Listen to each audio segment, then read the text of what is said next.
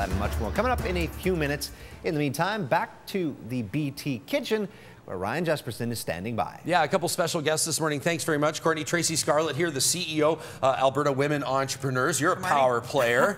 And Emerson Csorba in here as well from The Wanderer. Welcome to BT. Thank you. Thanks for having me. Both of you, I know, very excited about a big project that you've undertaken at The Wanderer, looking for the top 100 women in business. What's this all about?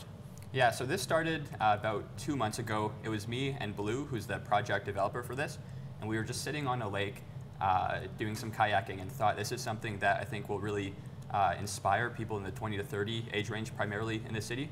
And we really want to show just the diversity of talent in Edmonton.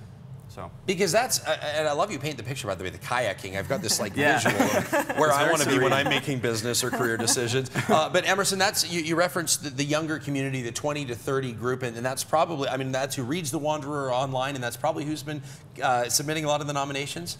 Yeah, we've had a lot of nominations from people like within the university crowd, but this still is like an Edmonton-wide project, but I think for the most part, it's that 20 to 30 age range.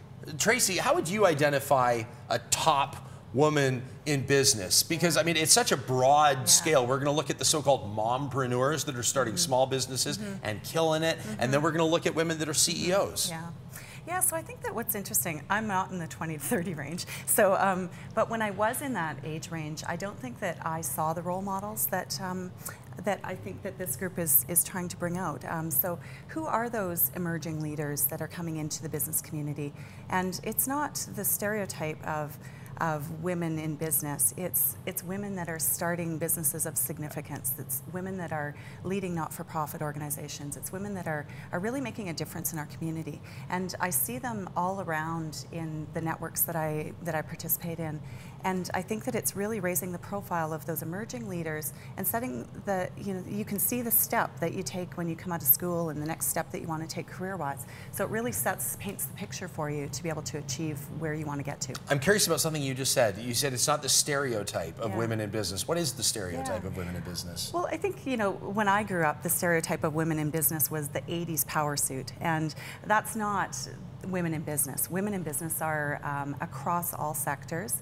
And they're in other words, you mean they're not, the stereotype was that the women were trying to sort of replace a man in business? In other words, they felt like they had male shoes to fill. Is that fair to say? Well, I think that there was less women in leadership roles, and so as a result, when you're one person around a table of 10, you might end up taking on more of the characteristics of that group. Whereas now, what I see women in business are emerging as authentic leaders, and they're bringing their personalities, their traits, and their beliefs and values into various boardroom situations. I love that you bring authenticity into it. I want to ask this question to both of you. We threw this out online, your web link, a couple weeks ago actually, to get people nominating business leaders, and received some feedback from people who said this shouldn't happen. We shouldn't be singling out the top 100 women. We should see business leaders, men and women, and see who stacks up. Do you think it's counterproductive, Emerson, to recognize women like this specifically?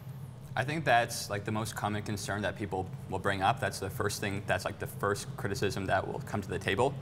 But for me, it's not counterproductive. It's productive because it shows the diversity of people of leaders that exist within the city. And I think a lot of the lists that we see end up being the same people over and over again who get into that nice virtuous cycle where they're recognized over and over.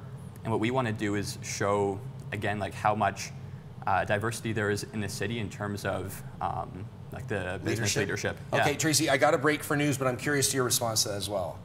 Yeah, well, I think that it's about engaging all people. So bring out the talent of the full population, and you have incredible diversity, incredible creativity.